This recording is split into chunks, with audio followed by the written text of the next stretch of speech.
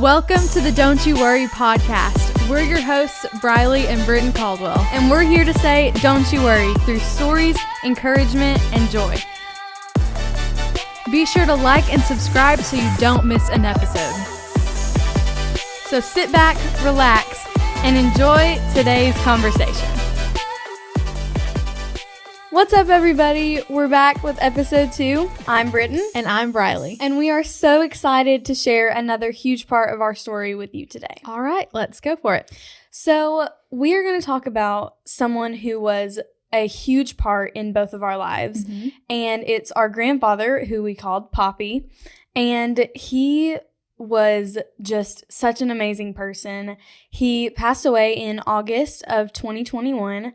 And he was 59 when he died, and it was just he had such an incredible life, and he's such a role model to me and to you too, and because he always loved Jesus first, and he was wacky. He didn't care what anybody thought of him, and I admire that so much about him because we would be in a grocery store at 11 p.m. at night, and we would be dancing around the grocery store, and we always were so embarrassed, but it's because he didn't care what anybody thought of him, and he just loved life, and he enjoyed every moment that he had, and he lived in the moment, and he was never worried about anything. He never came across as in a rush. He was always just enjoying and soaking up every minute of life. Yeah, I think so. The year of 2021, like you said, he passed away in August, but the summer before that was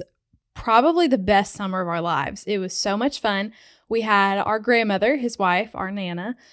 She was turning 60 that summer, so he had this great idea. He said, you know what, why don't we do a summer of 60? And I was like, what is that? So he said, we'll do 60 activities together as a family and like to celebrate her.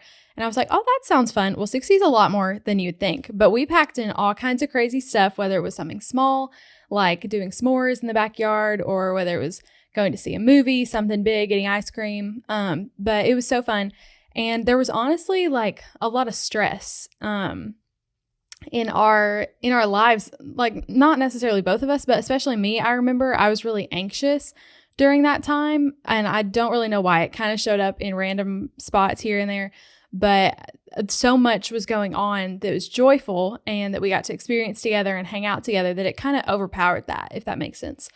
So yeah, we had an incredible summer with them, and it got to around August time before we were going back to school, still doing fun stuff. And a few weeks into August, both Nana and Poppy got COVID, and multiple of us have had COVID before. So we knew like, okay, this is just COVID. And they both had to go to the hospital for it, which was kind of crazy, but Nana recovered pretty quickly. Whatever she had, she got out pretty quickly in a few days. It was a little bit different though with Poppy, because once they got him in there, yes, he had COVID, but as they were running his tests and stuff, they figured out, oh, he has more medical problems than we thought, So that was kind of crazy and stressful for us at the time, because we hadn't really ever experienced somebody so close to us being in the hospital for that long. And we thought, we don't know what's happening. And it just stressed us out a lot.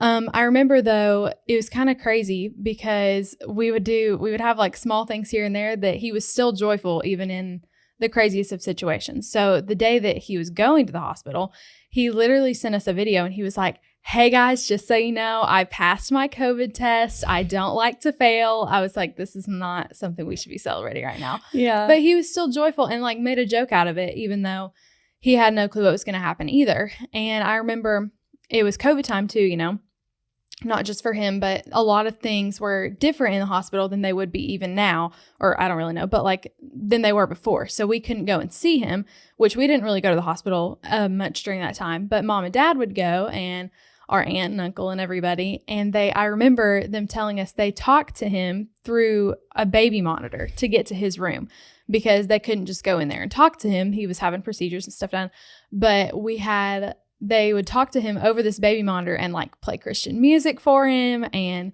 tell him stories. So we would record videos or record voice memos on our way to school that were like, hey, hope you have a great day today. This is what we're doing. So it's just like, we were having fun and making something joyful out of a crazy situation.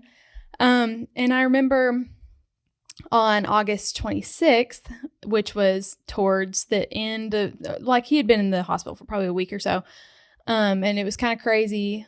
This random day, we were at home, and all of a sudden, Dad got a phone call, which is not that out of the ordinary because he knows everybody on the planet. He's popular, I'm not. It's fine. So I was like, oh, Dad's getting a phone call. Cool. So he goes out into the garage. I remember, it's crazy how well I remember this moment, but he goes out into the garage. We were in our living room watching TV or something, and he comes back in and starts talking to Mom. He said, hey, Mama's going to come over and watch you guys while we go to the hospital, which still wasn't like, whoa, red flag, because they had been going to the hospital off and on. So it wasn't that crazy, but it was just like something felt weird about the situation.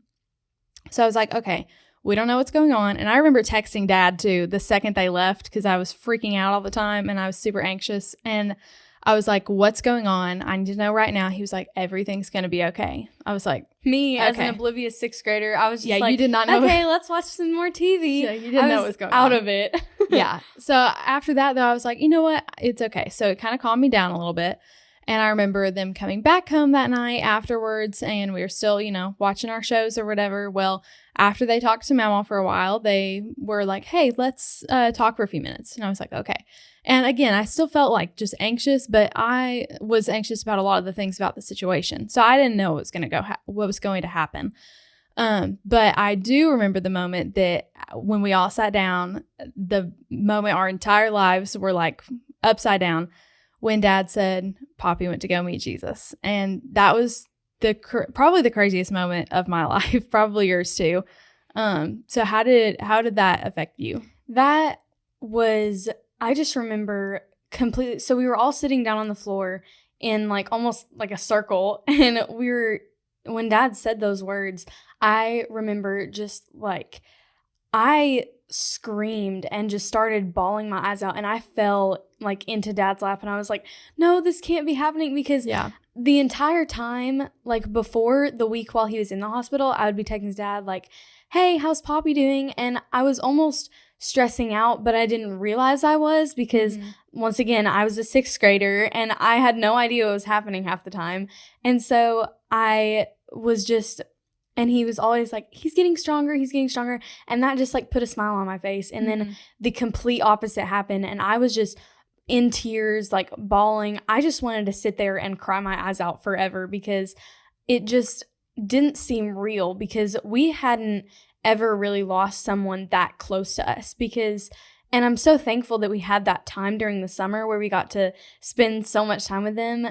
But it just made it so much harder whenever we found out, because it was like, he's gone. Yeah. And it was like, just the thought of that was mind-blowing to me. Yeah, that's a good point you brought up, is that we had never like lost anybody super close to us. We had friends that had lost people, but that's not the same. Yeah. And we had told them, oh, I'm sorry, I'm praying for you, but like, it's totally different when it happens to you. And like you said, we didn't really know what to think of it. It was like we were both just in tears because we didn't know what was going on. It, like you said, it just didn't feel real. It was weird and a hard feeling. It's still kind of hard to talk about today, but it was just a crazy situation. And it didn't like, we also didn't know what to do, because we thought, when is this going to stop? Like, when is it going to stop hurting? And over the next few weeks, over the next few months, this was like beginning of the school year. So apparently our school years all start out crazy, but that school year, we thought, how long is this pain going to last? Because when we went back to school after all this happened, like, life goes on. Everybody else was normal, but we were like, this is not normal.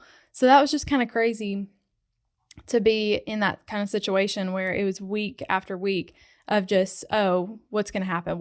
When is it going to feel normal again? If that makes sense. I also remember just like the next morning and the next like few weeks, I would wake up and I would think, oh, he's not here. Like we lived further away from him. And so we didn't see them all the time, but just the thought of knowing that he wasn't there, that was just like, that's not real. Yeah. I just always kept thinking, no, he's here. It's just that I think he's not. But it was just so crazy to think he's really not here. Yeah. And he's gone. And like, yes, I will see him again one day, but that's just, it felt like too long. And it was like, I don't know what to do because like you said, life goes on and nobody was really like, oh, she's hurting. Like no one really saw that, but you know, you really feel it on the inside. You're like, this is not normal. Yeah. I think something that both of us took away from the situation, but also something that we kind of saw in his own life was that you don't know what's going to happen tomorrow. You don't know, like yesterday's already moved on. So you've got today to live and live it to the absolute fullest. And he did that every day, every time we were with him, because he had grief in his own life. He lost his dad, he lost his sister. But anytime we were with him, that wasn't what he was focused on. He was just joyful and living in the moment.